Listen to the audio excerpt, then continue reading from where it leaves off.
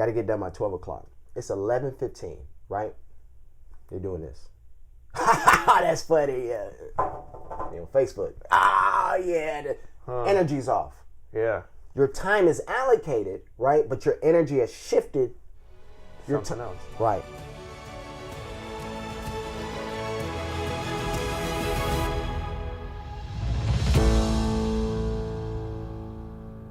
So we're here with Isaac Cooper. I'm going to go ahead and let you introduce yourself to everybody. Just tell them what you do, what you're about, and just plans that you have moving forward. Cool. My name is Isaac Cooper. I'm the CEO of IMC Financial Consulting right here in Birmingham, Alabama. We're actually at the office here in downtown Inslee. We help people reach their goals. Of course, finances is involved, numbers involved, but it's more so qualitative. What are the things you're looking to get accomplished? It could range from folks that make $30,000 a year all the way to business owners making, $30,000 a month. As well, we work with professional athletes that may be signing $30, $50 million contracts. And so it's really an honor to be able to work with folks that range in such a wide range of individuals. But the common denominator at the end of the day is wanting to do what's best for you and your family. We just make sure that the numbers align with the time frame that they anticipate. Nice. So just like everybody, I just kind of ask how you got to where you are. Just kind of like give a little brief origin story. Yeah. And this is going to be new to me as well. So yeah. Yeah, to keep it a buck, if it was up to me, I'll still be playing football. Okay. So what brought me to Birmingham was through a football scholarship, good man named Pat Sullivan. Mm-hmm. Sanford University is where I ended up signing. I'm actually Jamaican by blood, Floridian by birth, right? So I was born in Fort Walton Beach, Florida, but both of my parents are 100% Jamaican, and there is no question in that for sure. But through that, of course, playing sports growing up, I had an older brother that played professional ball, SEC, all SEC, all American. Just we had a factory of athletes at the house, right? And then of course, as you know, the Panhandle, I think we breed the top athletes in the country. But played at Sanford, injuries cut it short. I was one of those athletes that tested well. Right. Mm-hmm. So I knew if there was a combine or any type of 5-10-5, 225 reps, like based off of my position, I test very well. But broken bones in my foot, torn, hip flexors, you name it, bro. I stayed in the training room. And so I stumbled into the financial industry. Really, I was leaving practice.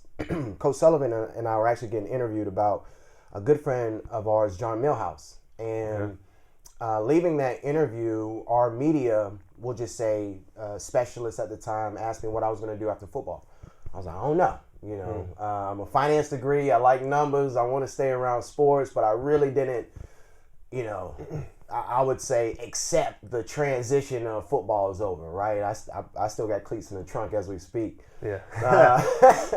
Just to keep the kids that we mentor around here, let them know we still got it. Yeah. So, but long story short, he introduced me to a company. It was a Fortune 100 company where he was getting some financial counseling and coaching and planning and great company.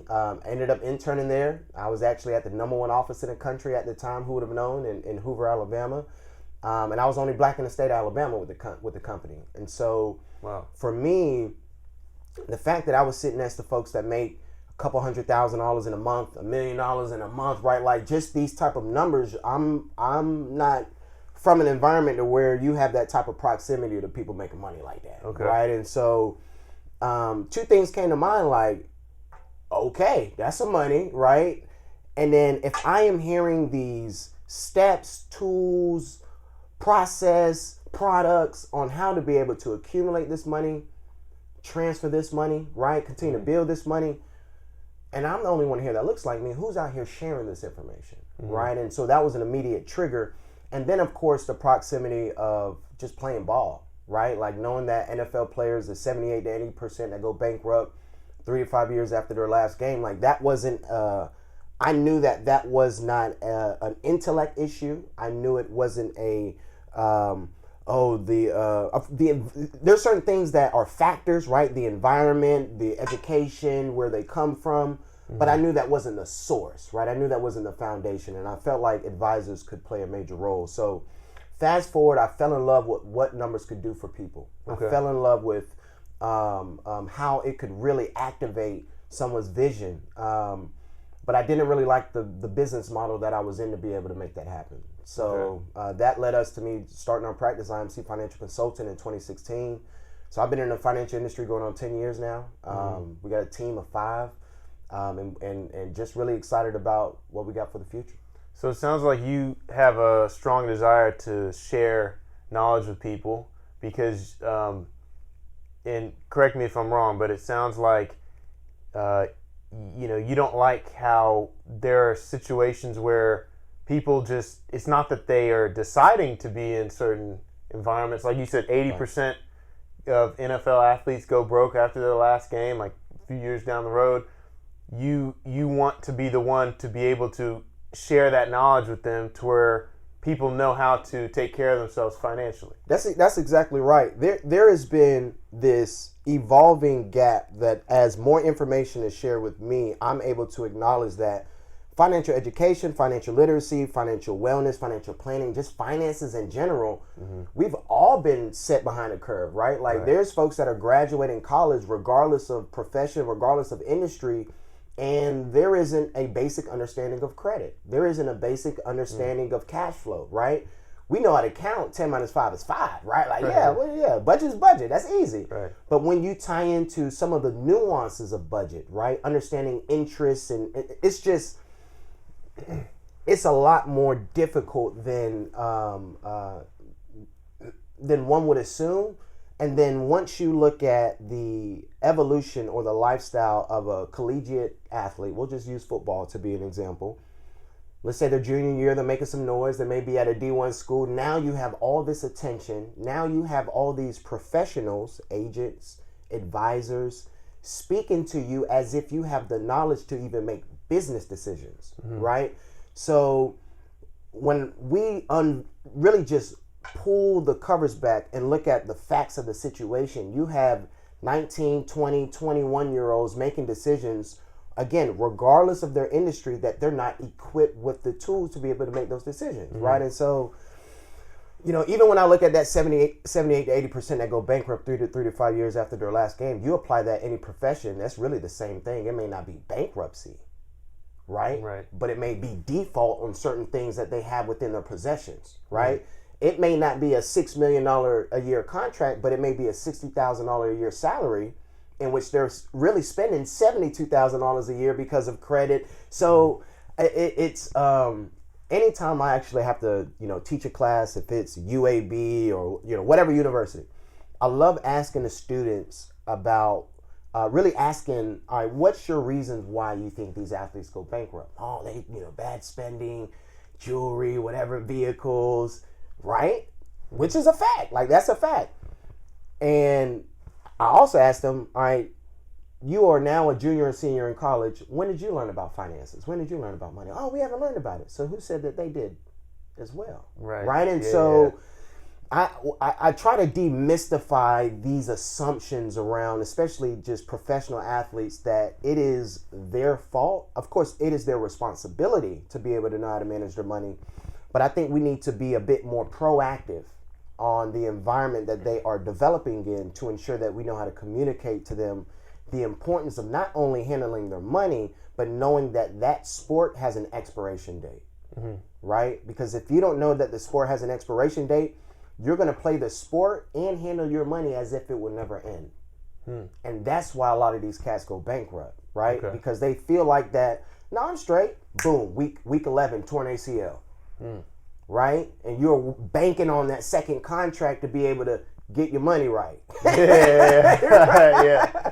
So it's, I can get into a whole Kanye rant, but it's something that we are working towards, and we can get into it in different capacities to be able to offset some of these numbers. Okay. Wow, that's a lot of information, man. That's so some of it it kind of sounds like, and we'll get into it a little bit later, but it sounds as if the concept of the second guy theory goes very well with finances when it comes to minimizing your distractions and cutting the fat, so to speak. Right. You know, and so and we'll get into that. But before we do, I want to ask: were there any sort of distractions, self-imposed or external obstacles that were in your way to get to where you are now? Yeah, daily. Of course, I think as humans, we should be probably the most proximate to the self-imposed restrictions, right? As individuals, we should have a compass on what we are doing as individuals that is literally delaying us on realizing whatever our goals, whatever our dreams, and what we see within our visions. So, of course, there are those habits that you have to unlearn as you start to crystallize what you're here for, right? And so some of the habits I had to unlearn were habits that were developed to be able to play professional football, right? Okay. And so so there were just certain things that I had to redefine. I had to redefine what hard work was, right? I had to redefine what execution looks like. I had to reimagine what my ideal calendar looks like. One of the joys of playing collegiate ball, as you know, is that they make your calendar for you for the most part, right? Like, hey, you camp, you got a 100-page something, packet that lays out every day, every hour of every day. Right. Yeah. And then once you transition into that responsibility being on you, if you calling a spade, that is a challenge. So just, being a black person in the financial industry within a company in which I was exposed to, but just in the industry overall, so it's a very low percentage, right? And playing sports, playing cornerback, one of the benefits of being in the position is that typically before you execute anything, you're able to see someone do it first. All right, what does that look like? Let me show you a W drill. What does that look like, right? And so knowing that the economics of one's natural market, I don't care what anyone does, if you have something that someone has the capacity to pay for, or you are providing a service or a product, there is going to be a natural market that you have no control over based off of the environment you're in or the characteristics that you hold or have, right? It could be, well, hey, we're all from Alabama, we're all from Birmingham, right? Or I'm an athlete, they're an athlete, or they have brown skin, I have brown skin. Like, there's certain things that's going to develop a natural market that you have no control over that will help build whatever business you're looking to establish. So for me, the easy one is, all right, you black, I'm black. We ain't even got to say anything to acknowledge that, right? And so when you look at the historical evolution of the economy of the black community, again, I'm Jamaican by blood, so I've had to learn American history, right? Okay.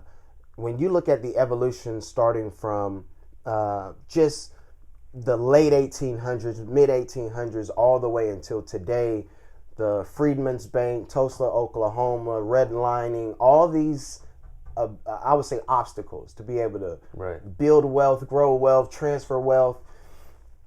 I said, okay, I'm going to have to address two things. One, the education one would naturally have if they could see a family member build wealth for themselves, right? Okay. The best teacher, if anyone wants to be an entrepreneur, just get around one, right? And so for my kids, I want them to be able to say, I saw my dad being a business owner. I saw my dad handling finances. We were at the dinner table and he kept mentioning, oh, I got to get my taxes done. There's just, the environment is going to be different, right? And so if you are in an environment where you are surviving week after week after week after week, that mindset is going to be transferred down to their kids. So I immediately acknowledge that we have to shift mindsets. Only way you shift mindsets is through education.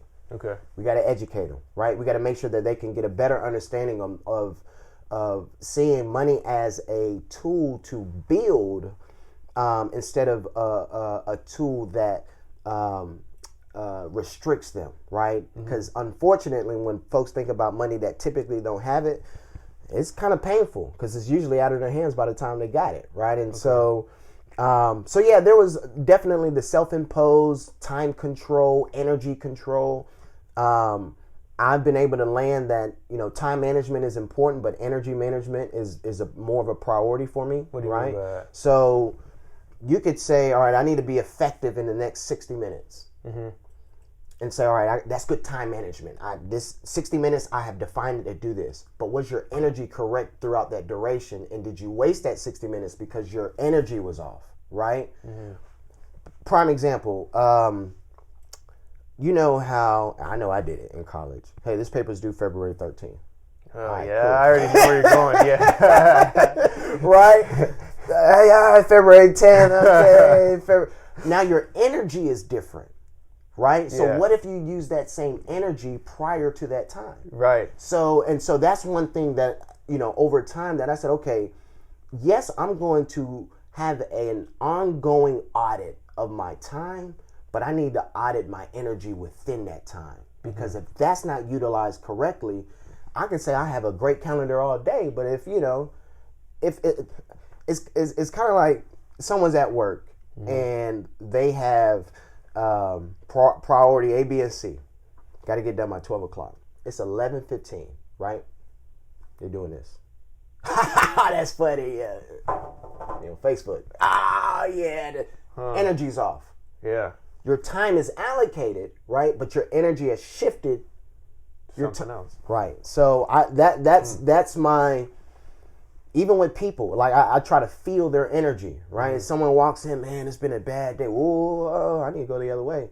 It's a great day for me. We breathing, right? Like you want to protect that mind space. So I get to a whole rant. No. That's perfect, because that's really what this is all about. Is eliminating distractions, whether that is mental, emotional, physical, financial, anything, spiritual. Right. And so. That Facebook example is a great example. When people, wait to the last minute to do the paper. In the explanation video, it was kind of like the first guy waited till his senior year to really get the work in, and then the second guy had that same focus since the day he walked on campus. So it's I think it goes hand in hand. Right. So would you say that the biggest personal, like for you personally, the biggest habits or distractions that you had to overcome, was it like energy management things? Was it time? What was it for Identity. You? Okay, what do you mean by that? I still wanted to play ball. Okay. I wanted to play ball. And it was less of the fact that I wanted to play ball, it was more the fact that I knew I could still be playing ball. Okay, yeah. Right? It was just like, especially when you play with other athletes, they make it to the next level and they like, bruh, yeah, you could easily, and so it was, of course, it's scripture to not be double-minded, but I was double-minded, right? And so that was and still something that I have to ensure that I don't allow to have too much authority of if right. Mm-hmm. Even though we have built something very special. Like there's a few things that we'll be announcing over the next few months that is, we're super excited about, and I would not have never been introduced to if football would have continued. Right. This mind would have never developed and evolved if football would have continued. And so I would say the biggest obstacle was it was identity, for sure. It was definitely identity. Okay. That's something that I think everyone goes through, no matter what the field is. Finding that identity in, do you find that identity in what you do, or or is your identity in who God made you? That's exactly right. That's it. That's it. And so that's one thing that I've noticed personally is, if we talk about the Bible, for example, right? Mm-hmm. You look at, when any time in the Bible, the devil tempts people. He can't make you do anything. All he does is tempt. But the way he goes about it is the first thing he attacks is someone's identity. So you look at Adam and Eve in the garden, right? Yep. First thing he said to them is, if you eat this fruit, you will be like God. Uh-oh. Right? Yep. And then you look like one page before, and it says God made them in his own image. Man and female, he made them in his own image. So he already made them like him. Right. You know, Right. you look at when Satan tested Jesus in the wilderness. Yep. What did he say? He said, "If you are the Son of Man, turn these these stones into bread." Right. You look one page before, and then it says, "A voice came down from heaven saying, 'This is my Son, of whom I am well pleased.'" Mm-hmm. So, with every lie that the devil attacks about your identity, God's already revealed the truth about it. That's right. A chapter before. That's right. That's so, right. That's right. That's you right. know, That's strong. Yeah. And that's it. And it is important we as people make sure that we surround ourselves with the right people, right, in the right environment to ensure that when we waver, right, because one of the things that as I was listening, reviewing, and getting a better understanding of the second God theory, ideally you would want it to be binary. I'm that guy, right? But we waver. Right? Like there's just certain days where I may have been more the first guy today. Right. But it was just that day or that minute or that moment, right? And so we just have to make sure, to your point, that whatever is necessary to keep us on the second guy, we develop accountability, an infrastructure of accountability. If it's studying material together, if it's spending time with significant others together, right? Like, what is that accountability to keep us consistent?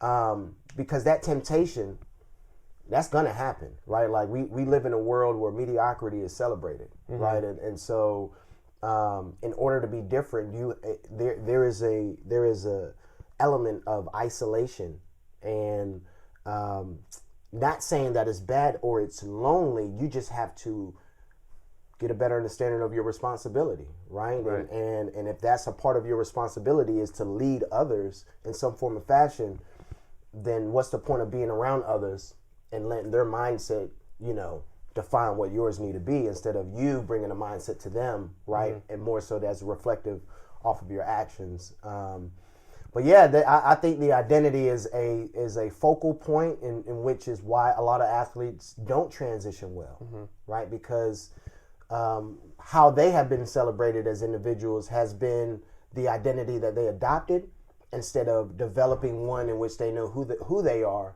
versus who other people say they are. Right.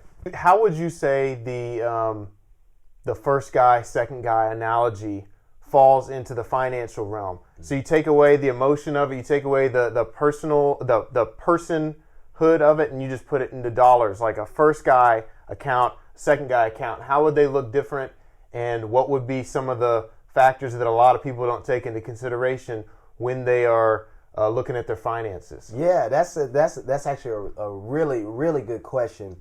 So, and I'm gonna give a recap just to make sure my analogies make sense. Okay. So the first guy, essentially, they know what their goals are, they know what the objectives are, they know that, hey, I want to get to this level.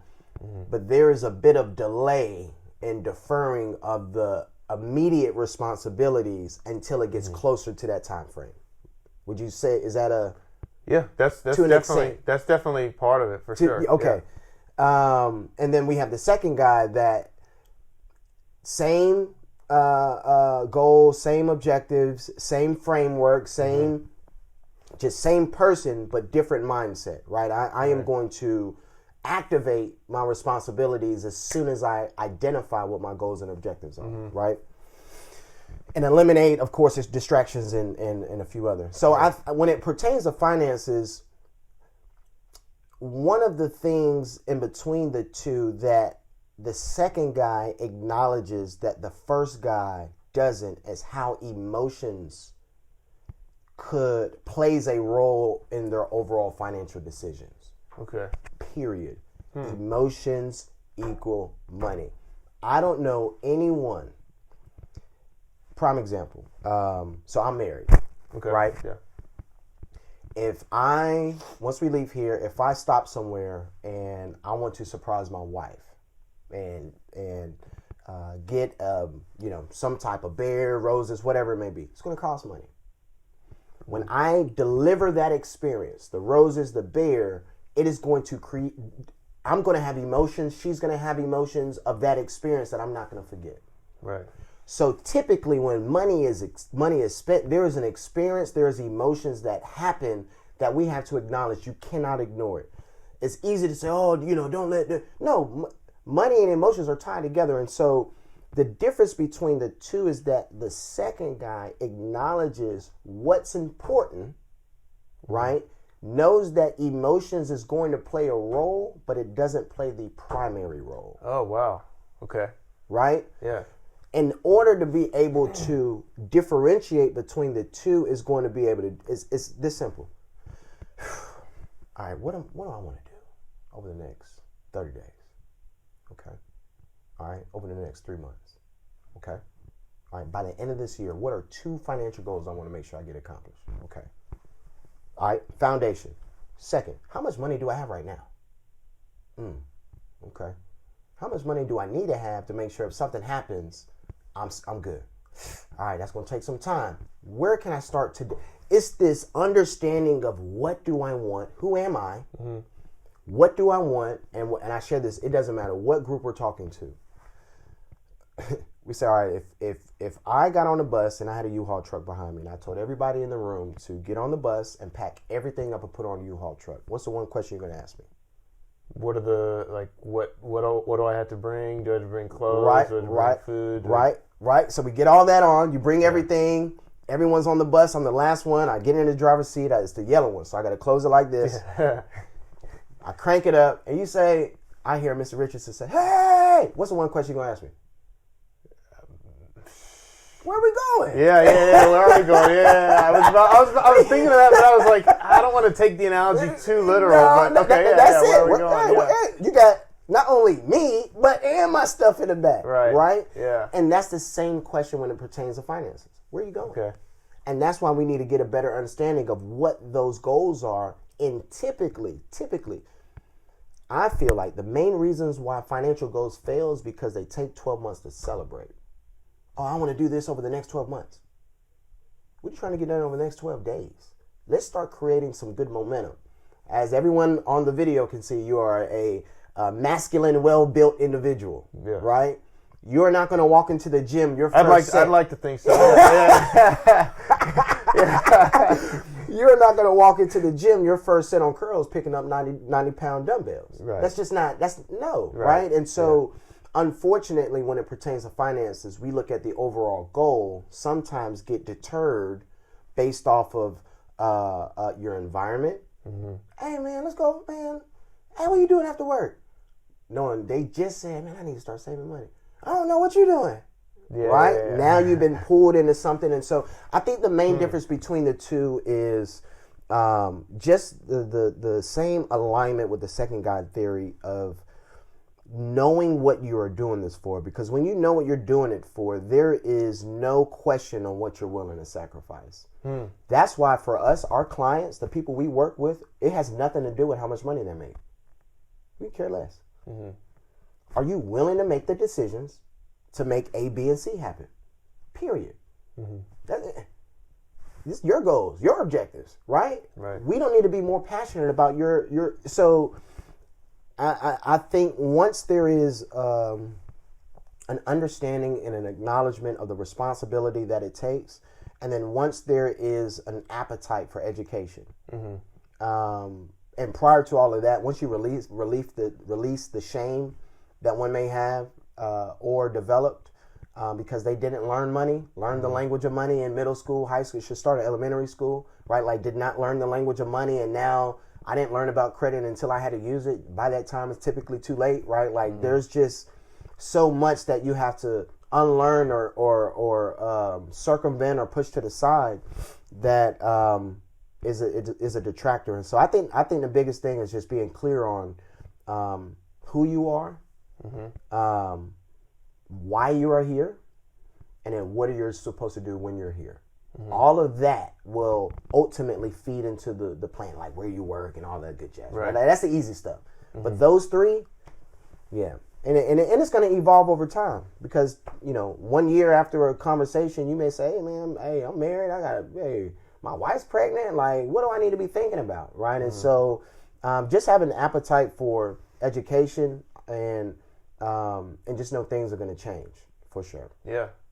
That's awesome, man. I appreciate you taking the time to share some knowledge with me and with everybody else. So where can they find you? You're starting a podcast. Where can they find your information? Where can they, learn more about you and here's some information that you have to share? Yeah, of course, IG. So my personal Instagram is planning2_22. Our business is IMC_financial consultant. You could just type it in and find us.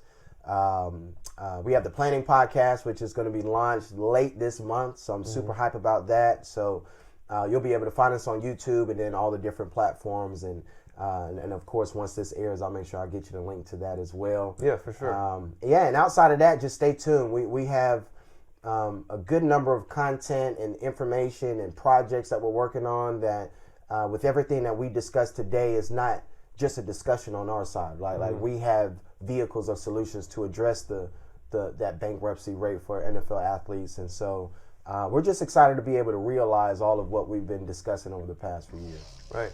My name is Isaac Cooper. I'm the CEO of IMC Financial Consulting, chairman of the Birmingham Civil Rights Institute, father, husband, and I'm the second guy.